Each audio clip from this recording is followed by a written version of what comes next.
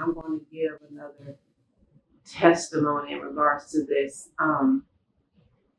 All the signs pointed what I was supposed to do in life. I grew up wanting to be a nurse, and I worked really hard to try to achieve that goal, right? So I kept my grades up, and I said, okay, nursing is the path for me. Not knowing that my freshman year of college, my professors that I had that saw the potential in my work, like reading my papers and things, were really giving me a warning ahead of time. I didn't realize it until I got older, and I'm like, oh, that's what that was. And it's interesting because I've always written as a child. When I was younger, I wrote poetry, I wrote music, I wrote short stories. I've always written literature in some way. And as I got older, my path shifted. And I think the reason why my path shifted is because in my head, I didn't think that writing would be a career that I could be successful in. And I was trying to think of, okay, what is a career path that I could be successful in, but I'm also good at, not necessarily love, but I'm good at. Helping people has always been a part of me, And I thought, okay, well, why not be a nurse? I still have the opportunity to help people, and why not try that path? So I got in when I was in high school. I got into the clubs that were health related, science clubs, things like that. Now, when I was younger, I was drawn towards art and music, things that I was passionate about. But then as I got older, and I guess sometimes when you grow up and you have parents that try to steer you in a direction that they think will be, I guess, a career path more so, they kind of set with the saying, either you're going to be a doctor or a lawyer or things like that. And so I kind of followed that path. And I got good grades, and I was like, okay, well, maybe this will work. And when I got to college, everything went well, right? My love for writing never stopped. I just was doing it in a different way. And when I graduated, I tried to apply for nursing school, and I'll never forget, I had the number of the department head. She gave me her card because we had to do one-on-one interviews with her. And she was like, I really, really like you. I feel like you would thrive here. And I think, because it was a group of us, and I stood out to her. And she gave her card, and she said, when you get back, go, get your transcript sent off to me, So that's what I did when I got back on campus. And because of the state that I was trying to go to school, it was a course that I was missing. And she said, okay, well, we have a course that is mandated by the state that you have to take prior to entering into our nursing program. So I said, okay. So I said, I want to try to enroll in a course. She was like, we don't offer it here because it has already passed for the time. I guess the course was already given in the earlier in the year. But she pretty much said there was no enrollment for it at this time. And I had to have the course done. So I'm like, okay. So I reached out to different schools. And what I mean, I reached out to every school that I could think of. And all of the schools that I reached out to, the course was already, it was unavailable, or they did not offer it, or I had to wait till the following fall to even take that one course. So talk about devastated. I was so heartbroken behind that situation. And I called her back, and I was so sad. And she said, it's okay. I hate that this is the state mandates this course, because it had nothing to do with nursing at all. Absolutely nothing. It was just a state course that required.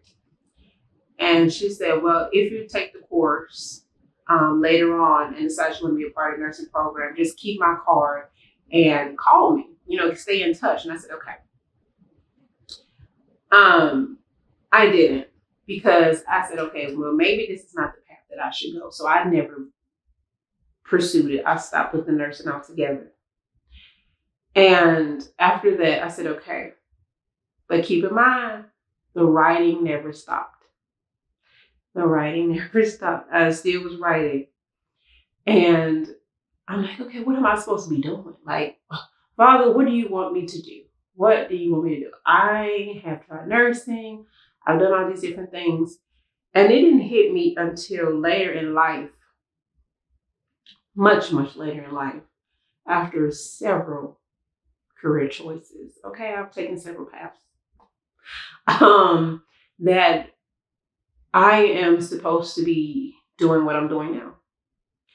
And that is not only telling my story and being able to help people, but to also write, which I write as well. And so in coming to this realization, I realized that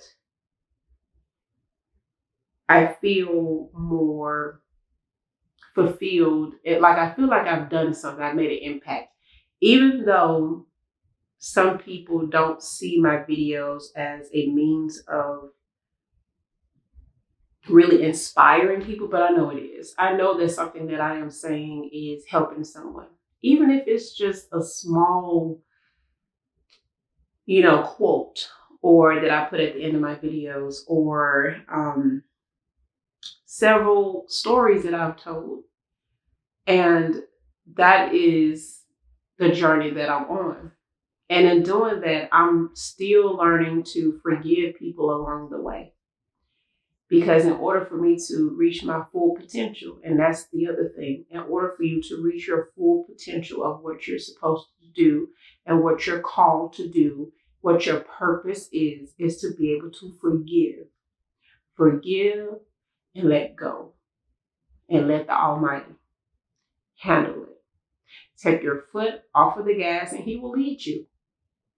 He'll show you where you need to go, even if that means people crossing your path and telling you, hey, you're really good at this. If you focus in on this particular thing, then you'll be, great at this. Now, keep in mind, a lot of things, and if you think about this as a child, what were some of the things that really interested you? Really brought joy to you? Really made you feel fulfilled as a child? Mine was art. I love drawing. I used to draw stuff, and I used to make these boxes for my mom. And I used to take old toilet paper rolls and what was it? Colored paper, and just cut it up and make, like, on the inside of the box, make hotels and restaurants with the little chairs. I used to do I'm very creative. Like, creativity has always been that thing that's always stick with me, even into adulthood. I'm just learning how to focus in on the ones that could also fall in line with my passion for service, passion for helping others.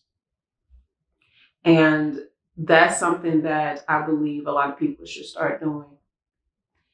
Also, to be mindful of some people that drive you into career choices that deep down is not who you are. I think we've gotten to the point where we have chosen paths that just gonna make us money, and we're not happy.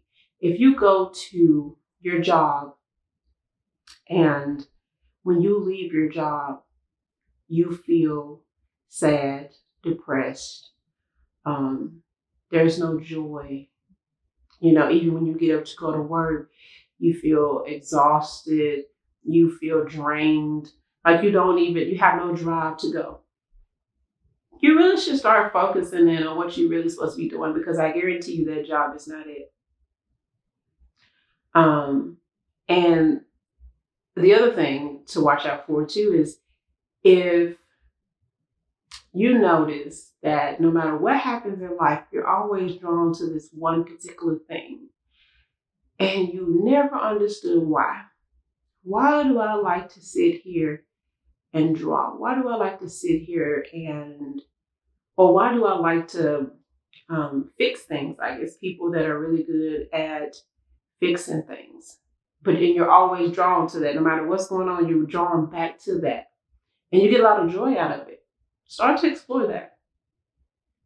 Also, you know, be mindful that in order to really get to that point, it's time to start emptying yourself of those things that have blocked you, have been a mental blocker, a physical blocker, a spiritual blocker, an emotional blocker in your life. Because we have a lot of them. And your judgment is clouded, and it just seems like you're putting more on yourself and you're holding this weight of everything on your shoulders to where you can't see either way, from the right or the left of where you're going. You're only seeing straight. You can't see if something's coming this way or that way. And it's time to put the load down and start truly seeing what are you supposed to be doing. Not only that, but start creating healthy spaces and boundaries once you start to release that. Release the anger, release the bitterness, release the revengeful spirit, release the resentment, release the regret. The things that have happened in your past is your past. Don't be regretful of the decisions that you made, because you made them and you were in a different part of life when you made them. You was in a different state when you made those decisions. And in becoming a new person and becoming someone different and learning to forgive others, learn to forgive yourself also. Because yes, in people hurting us, we've hurt people. And you have to forgive yourself for that. Forgive them, forgive yourself, and move forward. And it takes time. It's easier said than done. Forgiveness is one of those things you have to choose to do. Get up and say, I choose to forgive these people, even though it's hard. I choose to forgive myself, even though maybe something you did really impact that person's life. You have to forgive yourself. Can't hold on to that. So, 1, forgiveness. 2, stop being in control of everything. You can't do it all. 3, actually find out what your purpose is in life. If you forgive, you take your foot off the gas, and you really focus in on your purpose, everything else will work itself out. But follow it in that order. Because in order to get to the other 2, you have to start with the forgiveness. So I leave you with that. Have a wonderful night. Again, my name is Taylor with Cozy Corner.